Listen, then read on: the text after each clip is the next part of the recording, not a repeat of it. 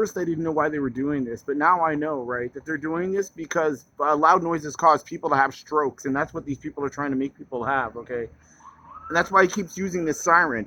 And that's why he's using it over there, because these people over there are known drug users, and there's a drug rehab down the street from here, and that's the reason why he's using his siren.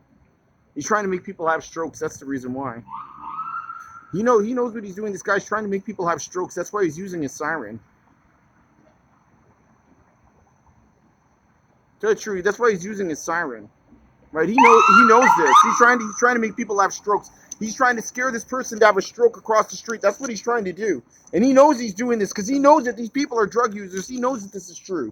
Right? This guy, he's attacking people with his siren.